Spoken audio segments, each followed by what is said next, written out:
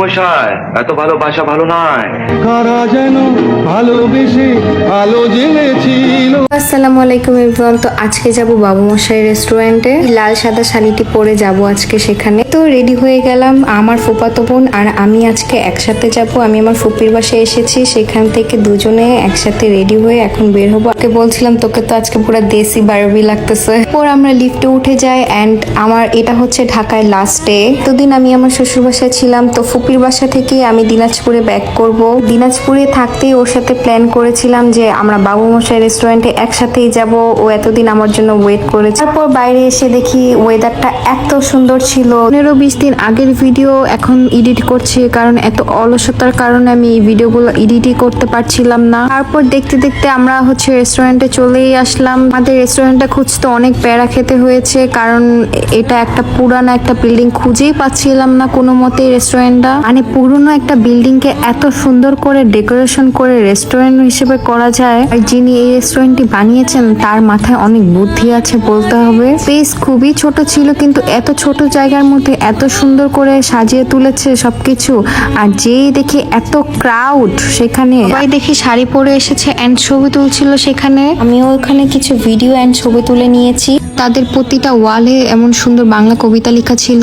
আজকে আমাকে কেমন লাগছে অবশ্যই জানাবেন কমেন্ট করে। ইন্ডিয়া আমি গ্রামের বাড়িতে এমন সুইচ বোর্ড দেখে তারা এত সুন্দরভাবে সেখানে সাজিয়ে রেখেছে এন্ড পুরো ডেকোরেশনটাই খুবই সুন্দর ছিল। অনেকেই আমার এখানকার ভিডিও কিছু দেখে ফেলেছেন। কথায় আমি বলবো জায়গাটা ছোট হলেও ওদের খাবারের মান খুবই ভালো, আর খাবারের প্রাইসও খুবই কম। এত বেশি খাবারের প্রাইস ছিল না সেখানে। ওদের প্রতিটা ওয়াল এন্ড প্রতিটা জায়গা ছবি তোলার মতন একটা জায়গা ছিল।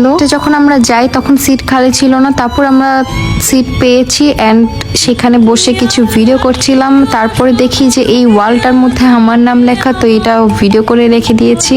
এন্ড তাদের খাবারের মান ছিল 100-এ 100, আর মাটির প্লেটে দিয়েছে, দেখতেও খুবই সুন্দর লাগছিল। মেনলি কলকাতার স্টাইলে এই রেস্টুরেন্টটি করা হয়েছে। পুরো খিচুড়িটার মধ্যে বাদাম দিয়ে ভরপুর ছিল, আর চুই ঝাল দিয়েছিলাম সাথে। তাদের লাচ্ছিটাও খুবই বেশি মজা, একবার হলেও ট্রাই করবেন। আর আমার বোন আমাকে খুব আদর করে এখানে খাইয়ে দিচ্ছে, আর একবার হলেও তাদের খাবার ট্রাই করবেন। তাদের খাবার খুবই বেশি মজা। আমি খেতে খেতেও বলছিলাম যে ইয়াম।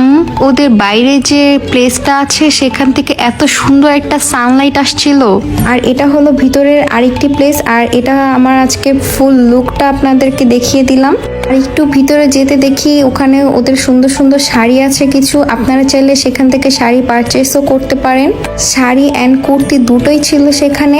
আর এটা হয়তোবা তাদের অফিস রুম, আর এখানেই তারা সুন্দর শাড়ি আর কুর্তি সাজিয়ে রেখেছিল। আপনারা চাইলে সেখান থেকে পারচেস করতে পারেন। আমি যেদিন এই রেস্টুরেন্টটি দেখি আমি ওদিনই ভেবেছিলাম ওখানে একটা আমি লাল সাদা শাড়ি পরে যাবই। আর এটা হচ্ছে আমার বোন, আর ওকেও খুবই সুন্দর লাগছিল। ওখান থেকে পিকচার তুলে আমরা বের হয়ে যাই। তারপর দেখি যে ধানমন্ডি লেক সেখান থেকে খুবই কাছে, সেখানে আমরা চলে গিয়েছিলাম। আর এই বোনের সাথে আমি যেদিন এই রাস্তায় কোথাও ঘুরতে বের হই ওদিনই জানেন বৃষ্টি পড়ে। যাই হোক, ওয়েদারটা একটু সুন্দর ছিল বলে শাড়ি পরে শান্তি পেয়েছি, না হলে এই গরমের মধ্যে শাড়ি পরা উফ, খুব বিরক্তকর একটা বিষয়। আমার মাথার ফুলটা খুবই সুন্দর লাগছে না, আমি আর আমার বোন দুজনে কিনেছিলাম, তো ও হাতে পড়েছে। কিছুক্ষণ বসে থাকি, দুজনে গল্প করছিলাম। তারপর ও বলছে যে ওর শরীরটা ভালো লাগছে না। তারপর ভাবলাম যে এবার বাসার উদ্দেশ্যে চলেই যাওয়া যাক। এন্ড ভালো থাকবেন, সুস্থ থাকবেন। আল্লাহ হাফেজ। নেক্সট কোনো ব্লগে দেখা হচ্ছে।